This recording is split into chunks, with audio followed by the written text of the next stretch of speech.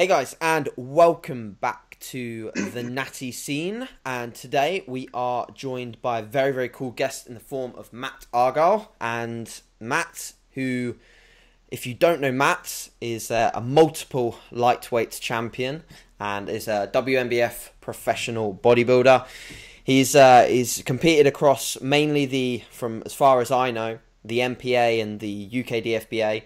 Obviously up until getting his WNBF Pro card and now pretty much committing to competing in WNBF sanctioned events or WNBF events across the board. But is definitely well known for his success within the MPA, winning multiple lightweight British titles. As I can remember first seeing Matt in 2015, and I believe you took the lightweight British in that year, which was obviously a good year for you.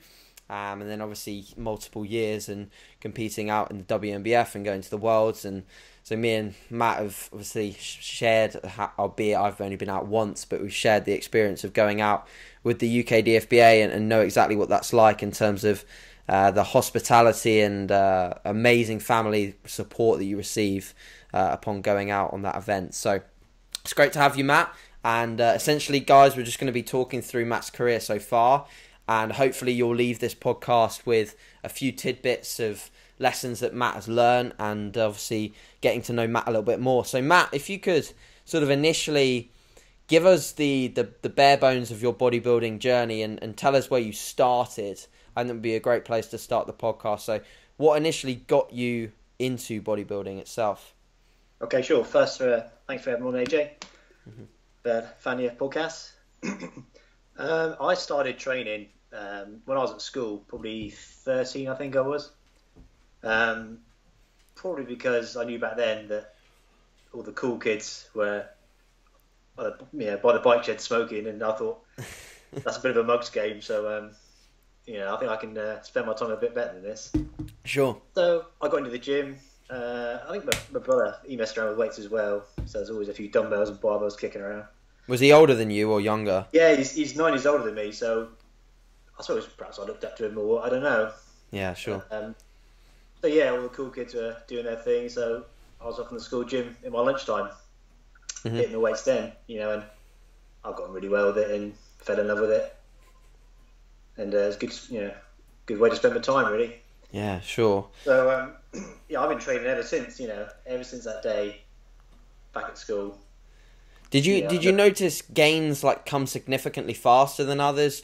Would you say that you were genetically a fast responder to training with weights? I've always been pretty good at sports. I could always take up sports pretty well. I was always at school. I was really, really quick. Sure. Sprinter for say maybe 30, 40, 50 meters. Okay. Nobody could touch me because I was quite explosive, and things like hitting the ball, like a baseball, for instance, I could hit it further than people twice my size, So interesting. Yeah, so it's always been there. Yeah, I've always been pretty defined. I was quite small at school, so obviously short now. Naturally quite lean. Yeah, naturally pretty lean, but I always had not bad shape to me. You could always see my abs and things like that. Yeah. Yeah. So yeah, I probably had a good foundation, I guess. And from a sort of we know, especially when I started, and the level of data and information that we could gather as a young trainee was vast when I was young. I still didn't quite grasp onto that, and I certainly didn't grasp onto it as much as I see some of the younger guys doing nowadays. So where did you learn your workouts and what you ate? Where did you initially learn that? Was it through other people, or were you reading blogs, magazines, forums, etc.? I mean, people today, I think, have got it too easy. There's so much. On a plate. Perhaps it's too much. A bit of a information overload and conflicting data and stuff like that. But back when I started, bear in mind, I was only 13. Yeah. I sort of scrimmed every bit of money I had. After once a month I could buy a Flex or a Muscle and Fitness magazine. And looking back, there's a load of rubbish, really. Yeah. You comparing to some guys, they're still rubbish nowadays, to be honest. To be fair, yeah. There's a lot of crap in them. I learned a lot as soon as I was 17. I obviously passed my driving test. Sure. And I actually joined the local weightlifting club, or bodybuilding club, if you like. Yeah. So I was 17. So I've been training, 4 years as best as I could. There's some guys there who'd been around the block. They were natural, and they competed back in the '60s sort of thing. The golden era. So yeah, they sort of took me under their wing a little bit, and perhaps for my potential, realised that. Was it a hardcore gym? Was it like was it iron dumbbells and metal plates, or was it? Yeah. Yeah, Things welded together, Nice. 10 lumps of iron on the lat pull down, it was as raw as you can get it. And do you think that molded you into sort of the athlete you are today? And do you think that maybe in today's day and age, people in these sort of very well kept gyms with rubber dumbbells and lovely machines, do you think they're sort of maybe not introduced into it the way that you'd like to see bodybuilding introduced to them? I think so, to be fair. Yeah, I mean, a great example would be people, even to this day, people would know me as that guy that I'll always turn up. I'll always be there. Yeah. If you can go to a gym with no heating, there's wet patches on the floor from where the roof's been leaking, I'll still be there. I'll still be hitting the workouts and picking up the cold steel, And that's a good testament to anybody. If you can turn up and go through that, opposed to air conditioned gym, then it shows you're there for the right reasons, Yeah, 100%. 100%. I do agree with that. Honestly, I think people do walk into gyms nowadays and essentially start with very sort of standardized movements when it comes to machines and just being gifted movements on a plate. So they don't actually learn how to move properly. So when you ask someone that's been, potentially training in their initial years how to squat or how to deadlift well, they don't know how, because they're not introduced to free weights and barbell movements initially, which is a shame. But hopefully the way that we spread natural bodybuilding in the future can be a lesson for those, and people can get into more of the basics when they begin. From a nutrition perspective, what would you say sort of initially when you started really wanting to put on muscle mass? What was your initial way of doing that? Would you say that you maybe were one of those people that gained too aggressively at the start, and got really out of shape, or were you someone that sort of got the grasp on nutrition quite well from the get go? I've always been a bit of a hard gainer, really, especially when I was younger. So yeah. In retrospect, I was guilty of probably not eating enough. Okay. Living at home, I could have eaten as much as I wanted to, really, but I think the knowledge, in retrospect, it's a wonderful thing, That would probably be my limiting factor back then, is I could have eaten more. I think my trainer was pretty good, so the developments that I made were purely from application of training. So I think that still gave me some good foundations and some good sort of like techniques that I've still got with me, Sure. Nutrition's important, but I think from the early days you need to lay good foundations with the weights, Sure. And I think once you get that right, you can move forward with things. But yeah, I think people make the mistake of, I don't know, overcomplicating. Yeah, basically, overcomplicating things and not really stripping it down to its true essence of what it takes to build muscle. Yeah. I wasn't starving myself. I could have eaten more, but I was eating enough, and I made sure it was all clean. Yeah. Protein. I think back in the day, it was protein was the king. Everything was protein. So I definitely had enough protein. Yeah, it is interesting. I think all of us start off with aggressively overfeeding protein. Like when we actually, because now I look at my protein intake over the span of the time that I've been lifting, I'd look at a meal when I was initially training and I'd say, oh, I need like 2 chicken breasts with that meal. And like now I see myself, especially when dieting, because I'm prioritizing carbohydrates mainly, some of my meals look like they have hardly any protein on them. But it's just sufficient, we're doing what the science and the literature says is sufficient. And it is interesting how people start off primarily, 2 scoops of whey and 2 chicken breasts per meal. No wonder people struggle gaining weight, because they're so full from the amount of protein they've been eating. Yeah, and scared of fats. Fat's the enemy, and we know today that fats are important all the right fats are important. Yeah, for sure. For sure. So when it comes to competing, Matt, when was your first show, and how did you find the initial federation that you competed in within first? Well, back in this gym that it's called Phoenix, back in this Phoenix days when I was 17, when I was 18 and a half, people saw a couple of guys who trained years ago and a couple of guys who trained within the last sort of 1 or 2 years. They sort of took a look at me, watched me training, thinking, actually, you could do pretty well at this. You're only a teenager. Why don't you give it a go? And I thought, yeah, maybe I should. I didn't have a clue what I was doing. Everyone, I could hit a double bicep in the mirror. Don't get me wrong. That's as far as it went, So I took their advice. I said, yeah, okay. When's there a show? And it was the A&B, which is now the NPA. I see. 19. I was 19, so whatever that is, 1999. That would have been. Wow. A long time ago. And so yeah, there's like a Southwest show coming up in about 8 weeks' time. So I stopped drinking beer when my mates went out in town. I still went out with them for some reason. I was drinking orange juice or something stupid. And I had another couple of tins of tuna just to make sure I had enough protein. Yep. And I didn't have any gravy on my roast for about 3 weeks. My mum thought I was mental.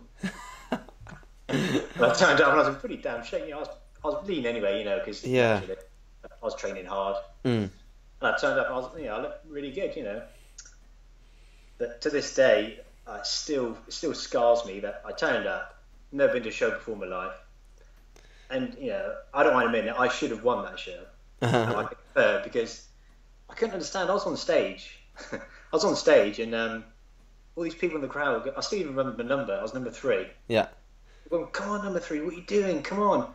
And when they did the relaxed posing, I was stood there like I was waiting for a bus. Oh, no. I was literally just stood there, arms by my sides, stared at in the distance, Oh, man.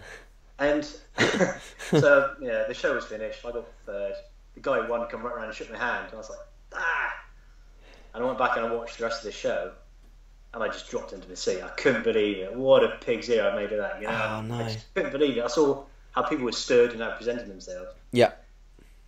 It scarred me for years, I couldn't bear it, I was supposed to post a picture of myself at 19 because I looked, really good. Yeah.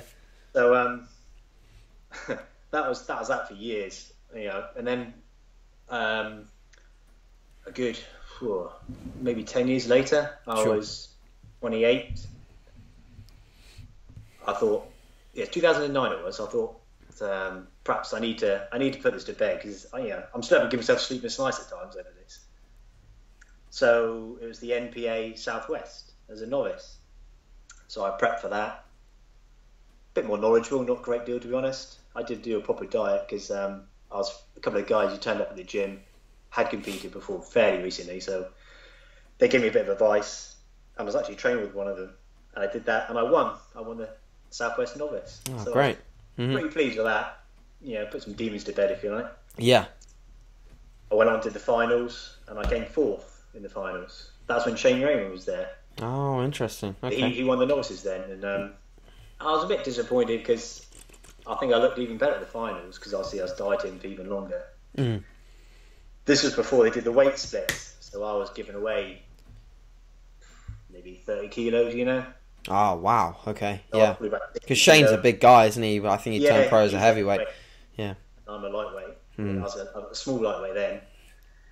So I was pleased that I sort of, put a few things to bed, but then it left me with some more questions about, well, what do I do now, Sure. So I left it a few years, training even harder because that still really motivated me. Yeah.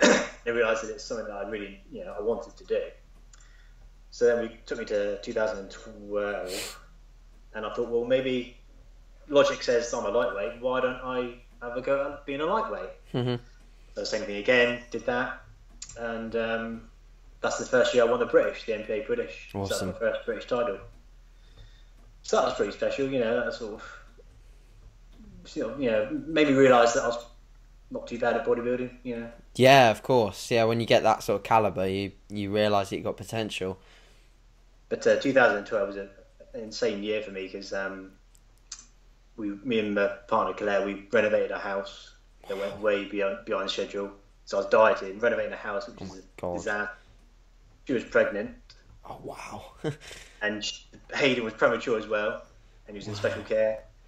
Wow. So I didn't even know if I could make the final. So my head was sort of, spinning around, And I made it, Hayden come out special care, the house got finished. I went to the finals and I won. And I thought, well, that shows that hard work does pay off, And yeah, for sure. So after that, Michael Phillips gave me a call and said, "Would you like to go to Slovakia for the Worlds?" And my head was so spinning, I didn't even consider the Worlds, My head was just in pieces by then. Yeah. And I said, yeah, brilliant. So Claire was happy for me to go. So I went to Slovakia as a bantamweight, which suited me even more because the weight limit was even lower. I see. And I came second in the Worlds. Mm-hmm. And I was pleased with that, but this was the UIBVN, and the UIBVN is all in French. So when I got there, I didn't realise all the calls were in French. So I'm looking up and down the line, waiting for someone to move, and I copy them. So I'm literally half a pose behind everybody. Yeah. And I put that down to my second place, Yeah. So that was good. But the problem with me is I'm so focused on things that if something doesn't quite go right, but I can see a reason why it didn't, I have to correct that because it's in my power to do that, Do it again. It's too stubborn for me, good probably, but that's just the fire that's in your belly, you either got it or you haven't, and I think that's taken me through all these training sessions, and you can't really excuse who you are and how you approach things, Yeah, no way. Yeah, of course. So I thought maybe I should just put that to bed as well. So 2013, did it again, competed, won the second MPA British lightweight title. Mm-hmm.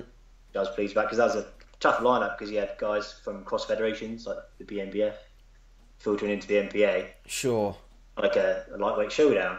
Yeah. Did that, and that really sort of solidified my opinion of what I'm capable of, I guess, because when you go against more people from cross fields, then you're already putting yourself on the line.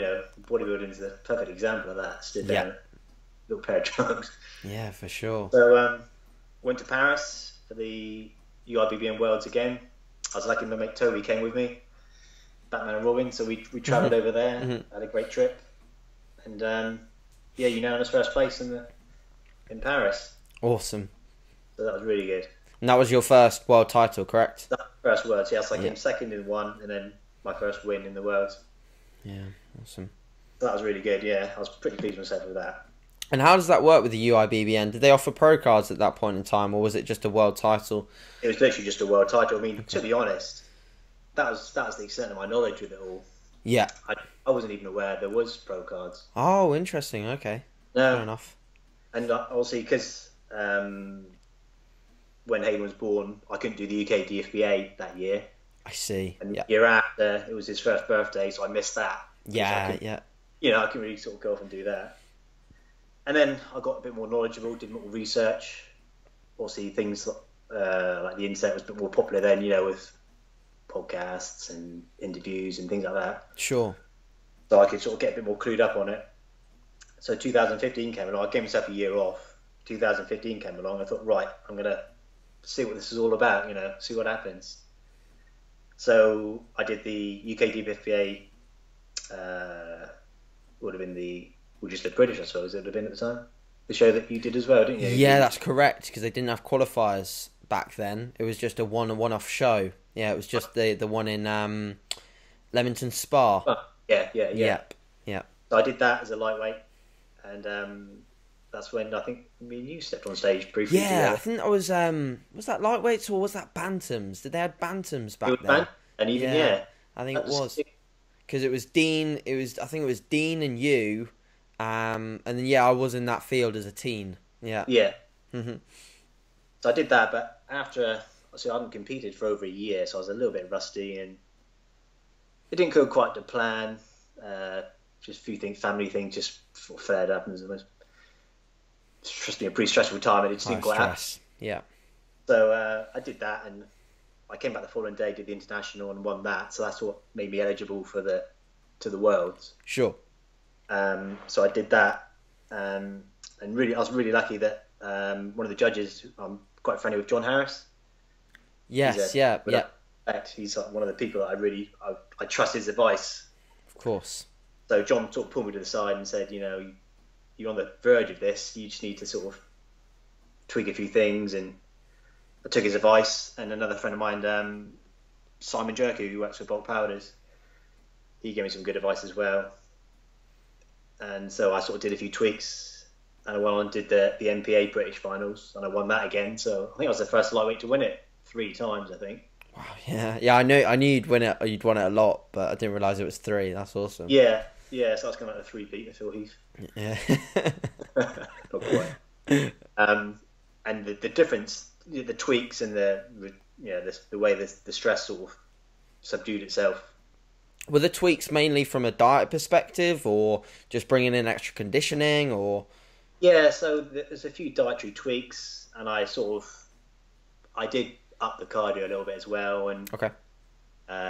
Family life settled down, so the stress went down, so everything sort of came up to a nice peak, and that's probably the best I've ever looked at the time.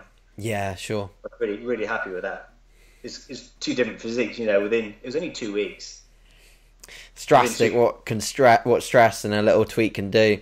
Yeah, it was unbelievable. People said, what did you do? And the actual technical things were pretty minute, really. Yeah.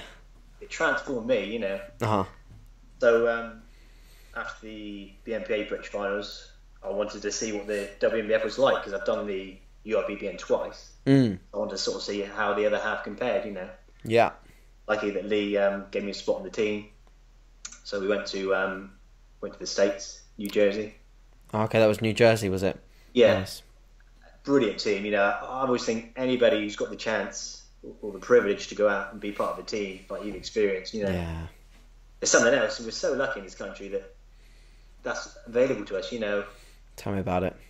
People you're around with, it's just like, the bus was like a moving vehicle of knowledge, Yeah. brains and making friendships that, they'll always be there now, Yeah, sure.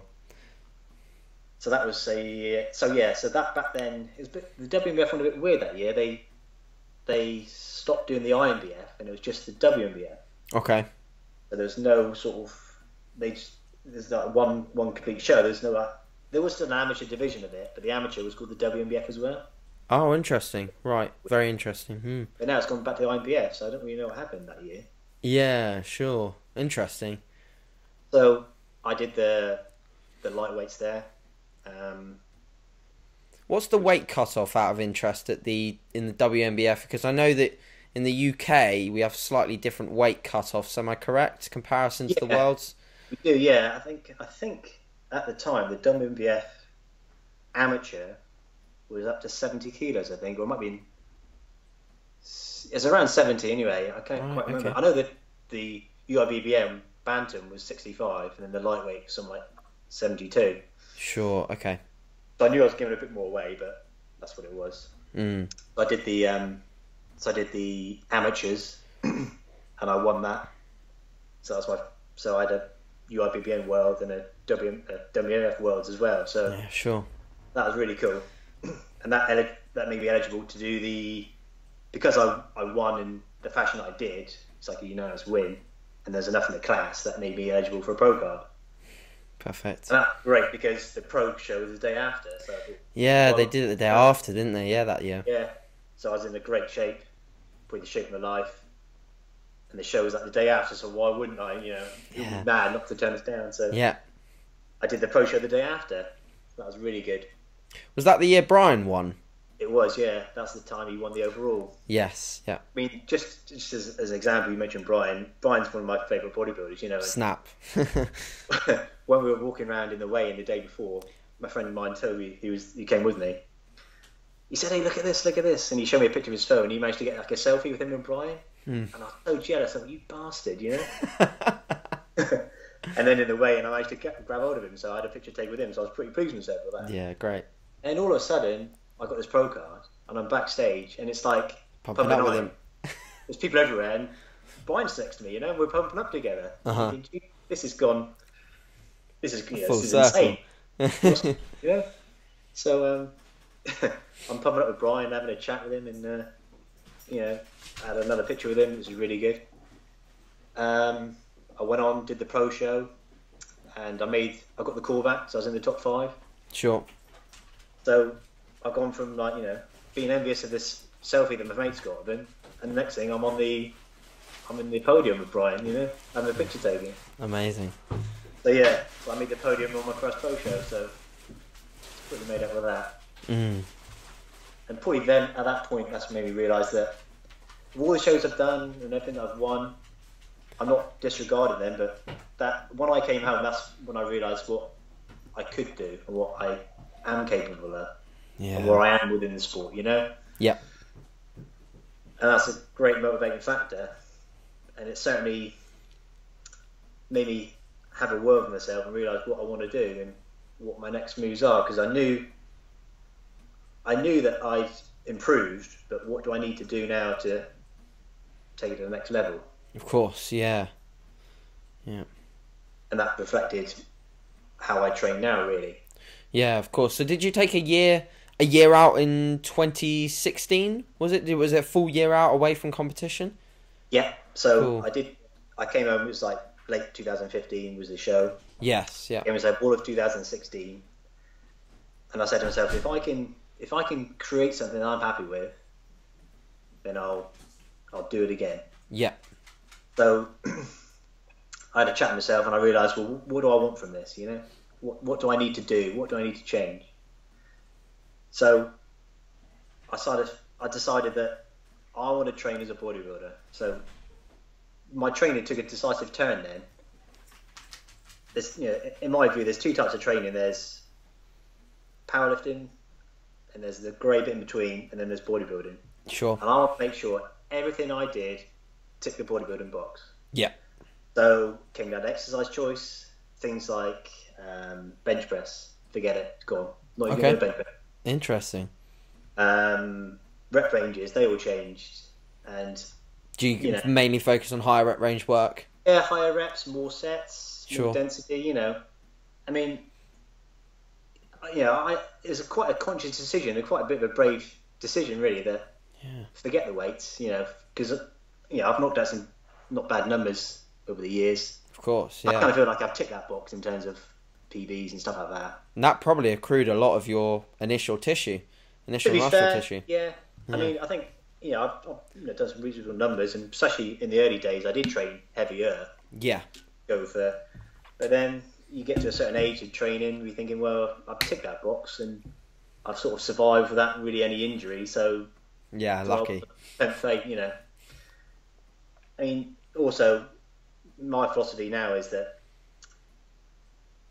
bodybuilding is making something as hard as you can for yourself. Powerlifting is all about economy of effort, efficiency, and practice. Bodybuilding is, what can I do to make this as hard as possible, to make things as long, as slow, as tight, as hard as I can, That's bodybuilding. Yeah. And that's what I wanted to do. Yeah. So, I put some horrible sessions together, real painful stuff that nobody would choose in their right mind, these exercise choices. And, I think I responded really well. And made some good improvements. Definitely, yeah. Perhaps in hindsight, I should have done that a couple of years ago, but then, would that being the sacrifice of the density that I built up, Sure. It certainly was the right call at the right time, with the age I am. And so I did that, and building up, so I did the 2017 International. That was last year. And I changed things up again then. I went from 3 days to 4 days. Of training? Yeah, so I've always ever trained 3 days, but that was wow, that's crazy. Yeah. That's surprising. Interesting. Yeah. Wow. I think because it comes from the old school, how I was brought up, if you like, the old school spit and sawdust, that you train really heavy, you train really hard. Get out, recover.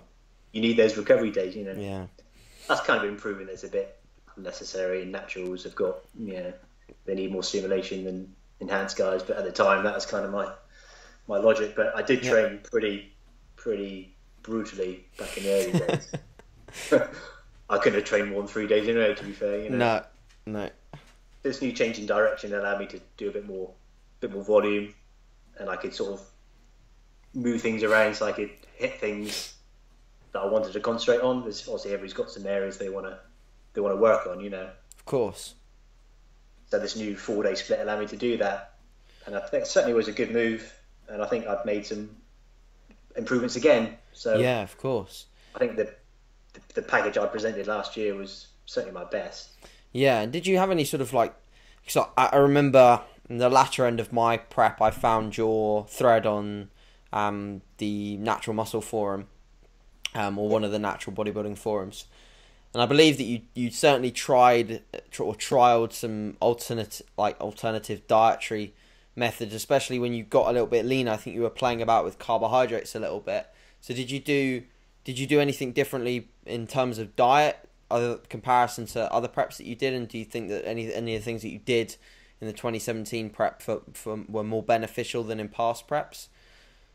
Definitely. I mean, when I came home from the States with the pro card, yeah, I immersed myself with knowledge and books and podcasts, things like the podcasts you provide. There's so much information out there now, and I just consume myself with it. You may as well throw the radio out in my car, because I just downloaded podcasts on my phone, plugged them in. Oh, perfect. Whenever I drove anywhere, I was like a sponge, just drawing all this information in.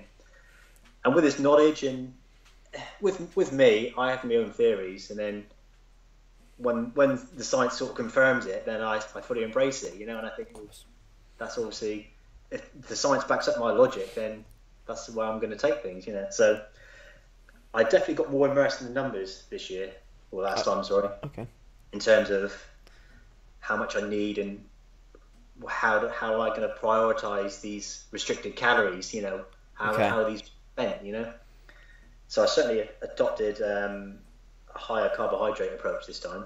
So in the past, were you more sort of like meal plan based, and you would just put together like a menu of what you would eat, and you'd roughly know the quantities, and or have you been some, like, for example, do you track your food using MyFitnessPal, or are you someone that would literally write it out in a notepad and have everything sort of worked out to the gram in a notepad?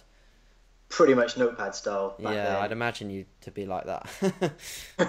And everything was the same. I mean, to be fair, I'm like it to the most part now, that I'll keep most foods the same, and then I know exactly what I'm having, and if I want to make an adjustment, then I can just reduce the food, just trim it away a little bit. But the last time I got a lot more scientific with it in terms of numbers of grams of protein and grams of carbs and grams of fat, and really sort of put them under the microscope and see what I can get rid of and what sort of base numbers I need to sort of have. Sure.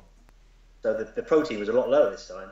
Interesting. Okay. Yeah, a lot lower, and it was more controlled, because obviously the first bit of dieting is easy. You clean everything up, so that's easy. So I did that, and then I decided what I needed, or what I'd be happy with, what numbers I'd be happy with in terms of protein and things like that. There's a number that I wasn't really prepared to go below. So once I knew that number, I could just manipulate everything else to suit. Was that roughly a gram per pound, or did you go any lower than that? 'Cause I've heard people going even lower than a gram per pound sometimes. I was a bit, it's about a gram, slightly over actually. Okay. It was actually, that actual number is about 2.6 grams. Okay. No. Okay. So 0.25 or something like that per pound. So that's kind of where I didn't really want to go below, but I knew I could trim a little bit more if I wanted to. Same with fats. I didn't want to go below, say 40 grams, for instance. Yeah. But once I hit those buffers, then carbs would come down, but I didn't need to go that low. Where I ended up, carbs are still pretty higher than they've ever been from a diet perspective. And then I found I was stronger. I didn't really lose any strength. I was fuller. Yeah. So the science is there, and it's proven, anecdotally as well. But... Sure. And I mean, from an off-season standpoint, I mean, I don't tend to see you ever get really that out of shape. You certainly don't push up your body weight significant from the outside looking in. I've never seen you look like you've pushed up a huge significant amount upon your stage weight. So how much was the difference between sort of your off-season weight at the end of that 2016 off-season to when you finished your prep? How much sort of weight did you drop in that time period? The heaviest I've ever been was 70 kilos. Wow, yeah, okay. Carved up, I was about 62. Yes, it's not a huge drop. So no, I think maybe 10, 12, no more than 15%. Yeah. I mean, I think when people say you need a surplus, sure, you need a surplus. Yes. But at what point is it over a surplus? I knew if I was to get to 75 kilos, I'd probably be any stronger than 70 kilos. It's not linear. Yeah. Is it worthwhile weight people are adding? Yeah, and of course, my own philosophy is you think of things like your skin. You need to look after your skin, and yeah, for sure. Going way heavy and way back. I've seen some guys with wrecked skin, stretch marks, and that it's just not good. Yeah. Pushing up, pushing down, kind of thing, and a continued process. Yeah. And also, I want to look like a bodybuilder. I don't look like great for 6 weeks of the year and look like a sack of shit the rest of the year. Yeah. I mean, people see me off season and think, oh, you're shredded. I'm not. No. Compared to what shredded is, but I'm happy with how I look. Sure. Just the balance, really. Yeah, of course. And when it comes to sort of staying in relatively good composition year round, would you say that you're someone that's very structured with your diet on a sort of a year round perspective? So in the off season, do you sort of still have a very similar structure in the way that you eat, or are you more open to social occasions? Obviously, having a family and a little one, I expect that you have to occasionally hop out of plan now and again. But how does your off season food look? It's relatively clean, I'd have said, and it's fairly repetitive.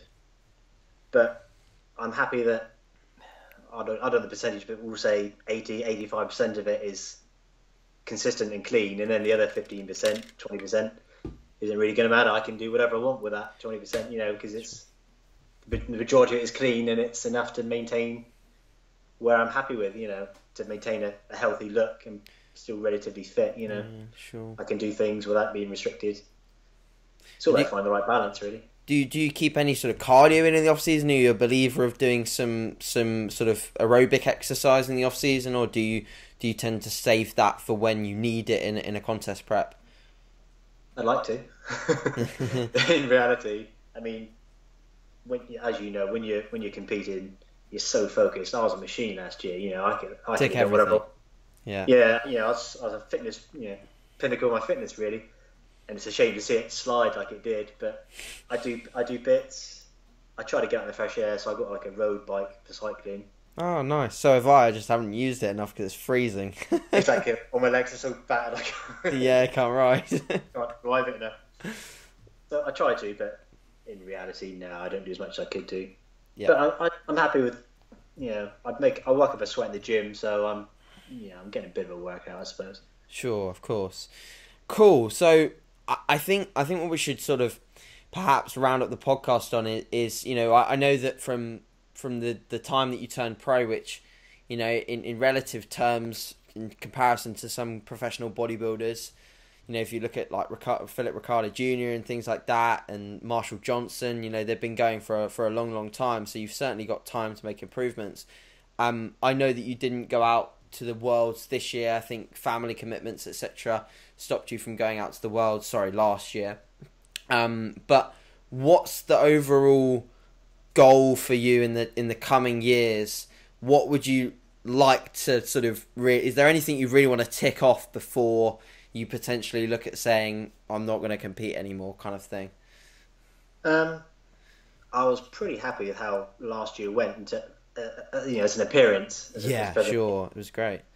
And I did have plans to go to the Worlds, to be honest. But if things happened at home, that I couldn't go. But of course, Claire's been so supportive of me for all the other times. It's like it's a pretty selfish hobby, and the call was made. I didn't go. You got it. I won't go. Yeah. So I do feel as if I'd like to go to the Worlds again and go against some of the best guys. Yeah, sure. And I do think I can improve again by just constantly absorbing all this new knowledge and techniques and applications. And if I felt as if I have improved, then I'd want to present it. But I'm not one of these people just to compete just because they got the itch. For the sake of it. It has to be a worthwhile commitment. Yeah, of course. Awesome, cool. So also, like, this year, are there any plans to compete? Are you gonna get back on stage at the UK, or are you keeping that under wraps at the moment?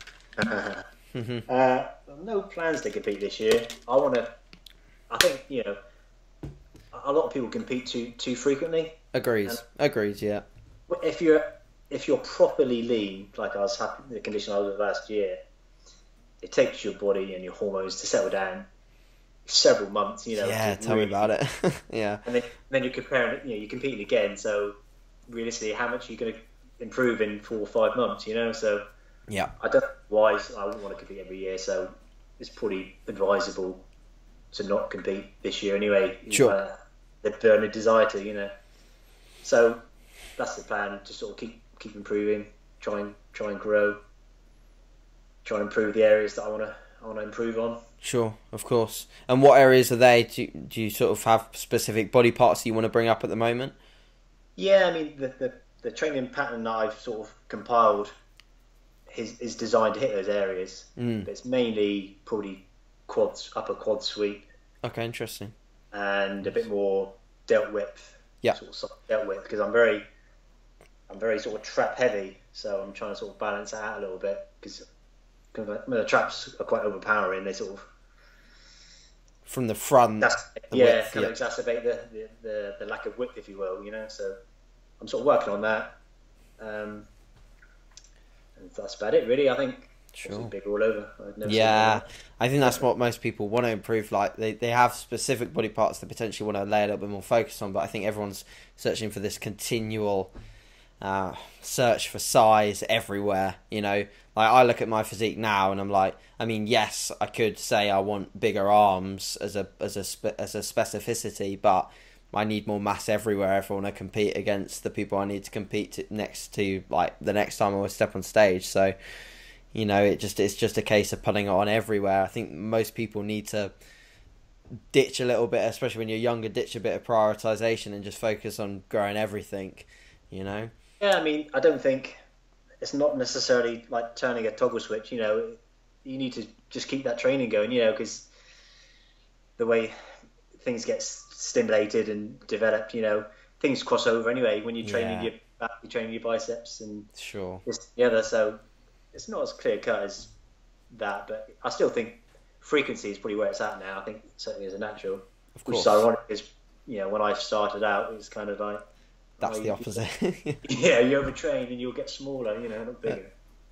Cool. And also, like, final thing, if people are sort of wanting to get in touch with you or contact you or ask you more questions, do you sort of, I know that you'll happily field questions through Instagram and Facebook and things like that. So if anyone does want to contact Matt, make sure you do, and I'll leave links below.